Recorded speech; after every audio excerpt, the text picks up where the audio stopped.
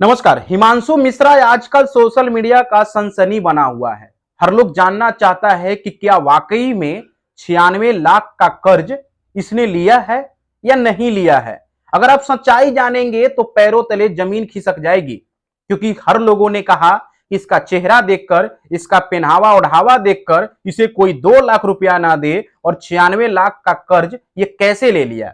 दैनिक भास्कर की एक रिपोर्ट है जिसमें पूरा खुलासा किया गया है इसके पिता के बारे में, इसके भाई के बारे में, इसके गांव के बारे में, इसके पड़ोस के बारे में कि कैसा था हिमांशु, आखिर परिवार से अलग कैसे हो गया, आखिर 98% लाने वाला आईआईटी और जेईई में लड़का इतना कर्ज कैसे लिया। तमाम मुद्दों पे हम बातचीत करेंगे सिलसिलेवार और पूरी कहानी हम आपको बताएंगे। पहले उस व्यक्ति की बातचीत जिसका दावा था कि हिमांशु फ्रॉड है। कानपुर के काकादेव के रहने वाले कारोबारी अक्षय त्रिवेदी ने दावा किया कि हिमांशु जैसा दिखता है वैसा है नहीं। जब वह वायरल हुआ तभी मैंने उसको एक झटके में पहचान लिया। अक्षय बताते हैं कि 1 महीना पहले अगस्त की बात है, जब मैं निरीक्षीर चौराहे पर किसी काम से गया था। दोपहर तकरीबन 2:30 बज रहे थे, तभी हिमांशु मेरे पास कुछ पेन लेकर आया। बोला भैया खरीद लो। तब भी वह रो रहा था। एक लड़के को ऐसा रोते देखकर मैंने उससे जानकारी जुटाई। पूछा कहाँ के रहने वाले हो। तब उसने बताया बिहार के गया के रहने वाला हूँ, पढ़ना चाहता हूँ, घर की आर्थिक स्थिति सही नहीं है। मुझे कहा कि मैं सुबह से कुछ खाया नहीं हूँ।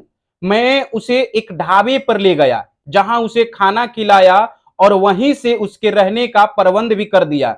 मैंने उसे यह भी कहा कि तुम पढ़ना चाहते हो तो मेरे यहाँ रह सकते हो या तुम्हारी मैं मदद कर सकता हूँ। लेकिन कुछ दिन बाद वहां से वो चला गया। अक्षय ने काकादेव के श्री बालाजी भोजनालय ढाबे में हिमांशु को रोका था, यानी रहने का प्रबंध किया था। उसके संचालक हैं पंकज यादव।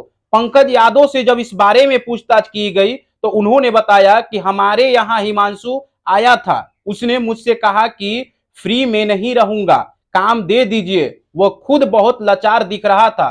थोड़ी देर में ही रोने लगता था और कहता था भैया मुझे पढ़ना है। ये बात हिमांशु कह रहा था पंकज यादव, जो कि होटल ढाबा के मालिक हैं, उससे। उसे देखकर ऐसा लगा कि सच में पढ़ने की इच्छा उसके अंदर है और उसकी जिज्ञासा को देखकर हमने एसएससी की कोचिंग में फ्री एडमिशन करा दिया। अपने ढाबे में रहने की जगह भी दे दी। वे हमारे यहाँ 4 दिन रहा, इसके बाद चला गया। पंकज आगे बताते हैं कि हमारे ढाबे के कमरे में उसका किताब छूट गई थी। इसमें उसका आधार कार्ड मिला। जब मैंने उसे फोन नंबर पूछता था तो कहता था कि फोन बेचकर मैंने किताब खरीदी है। हिमांशु जो आजकल वायरल है, वो जो कुछ कह रहा है वो झूठ है। वह कानपुर के गुजैनी का रहने वाला है। आधार कार्ड में ऐसा ही पता चला जब उसका मैंने आधार कार्ड छूटा हुआ था उसमें देखा तो। पंकज यादव ने जिस कोचिंग में उस लड़के को एडमिशन कराया था, फिर वहां पहुंचा दैनिक भास्कर का टीम। कोचिंग संचालक बोले 2 दिन पढ़ने आया था, फिर गायब हो गया।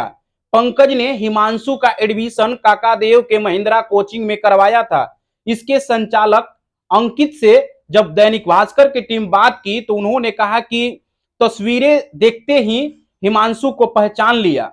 अंकित ने कहा देखने से लग रहा था कि वो परेशान है। 2 दिन सुबह के बैच में आया पढ़ने और उसके बाद गायब हो गया। कहता था कि मेरे माता पिता नहीं है, मेरी मदद करने वाला कोई नहीं है। अंकित ने बताया कि यहाँ भी उसने खुद को बिहार का बताया था, कभी कानपुर का जिक्र ही नहीं किया। आईआईटी मेंस को लेकर उसने कभी कोई चर्चा नहीं की। टीचर के मुताबिक जो किताब वो साथ लेकर आया था वो किताब बैंकिंग की रीजनिंग के लिए थी। आज वो जितने भी दावे कर रहा है वो सभी दावे झूठे हैं, ये कह रहे हैं एक कोचिंग संचालक जहां पे उसकी एडमिशन कराई गई थी। उसके आधार कार्ड से उसके पते पे गए, जहां जाते ही हिमांशु को लोगों ने पहचान लिया। हिमांशु के पिता का नाम कौशल किशोर मिश्रा है। किताब में निकले आधार कार्ड में गोविंद नगर थाना एरिया के गुजैनी का पता निकला। इसका मकान नंबर आई ब्लॉक 203 था। इस मकान में एक सिंधी परिवार रह रहा था। उन्होंने ऑन कैमरा कुछ बोलने से मना कर दिया, लेकिन बताया कि वे लोग 3 साल पहले ही यहां शिफ्ट हुए हैं। यह मकान उन्होंने दुर्गेश चौहान से खरीदा था। दुर्गेश का मकान पास में ही है। उनसे मिली जानकारी के बाद हमने दुर्गेश चौहान से संपर्क किया। दुर्गेश बताते हैं कि यह मकान 3 साल पहले कौशल किशोर मिश्रा ने 8 लाख रुपए में खरीदा था। कौशल किशोर अपनी फैमिली के साथ कानपुर देहात के अकबरपुर में शिफ्ट हो गए हैं। वहां उन्होंने नया मकान बनवाया है। दुर्गेश ने बताया कि कौशल किशोर के 2 बेटे हैं। एक का नाम ईशु है तो दूसरे का नाम हिमांशु है। ईशु शादीशुदा है, उसकी पत्नी सरकारी नौकरी में है। ईशु भी कहीं अच्छी जॉब करता है। उसका फोन नंबर मेरे पास है। ईशु का फोन नंबर लिया और उसके बाद उससे बात करने की कोशिश की। ईशु ने कहा, हम इसके बारे में कुछ भी नहीं बताना चाहते, ना ही बात करना चाहते हैं। फिर हमने पड़ोस के पास चले गए तो पड़ोस वालों ने हमें बताया उसके पिता फैक्ट्री में गार्ड थे। अरबी गुप्ता कहते हैं कि हमने इसे टीवी पर देखा तो उसके बारे में पता चला। पिता दादनगर फैक्ट्री में गार्ड की नौकरी करते हैं, मां घर पर काम करती है। हिमांशु पढ़ने लिखने वाला लड़का था। पता चला कि वो इस बर्बाद हो गया है। इसके बाद पता चला कि परिवार चला गया, लेकिन उनका बड़ा लड़का ईशु अकबरपुर में ही नौकरी करता है। बड़े लड़के की शादी के बाद वे यहाँ के मकान बेचकर चले गए। सुनने में आया था कि उनकी मां का निधन हो गया है। ये कहानी थी हिमांशु मिश्रा की, जो कि सबसे बड़ा फ्रॉड निकल कर आया है। तहकीकात में यही कुछ पता चला है। हिमांशु मिश्रा जो कि सबसे बड़ा फ्रॉड है और आने वाले समय में कोई किसी का मदद करने को तैयार नहीं होगा, क्योंकि हर बात पे रो रो कर वो मदद कर लेता था। पॉडकास्ट में भी हमने देखा कि वो रो रहा था, क्योंकि उसकी एक्टिंग जबरदस्त होती है और उसे देखकर लोग जो है सहम जाते हैं, या तो कहे दयावान बन जाते हैं और उसे मदद करने की कोशिश भी करते हैं। पता नहीं कितने लोगों से वो मदद करवाया होगा। हिमांशु जैसे लड़कों को क्या करना चाहिए, आप कमेंट में जरूर बताइएगा। बाकी 96 लाख का कर्ज शायद उसके पास नामुमकिन सा शब्द हो सकता है।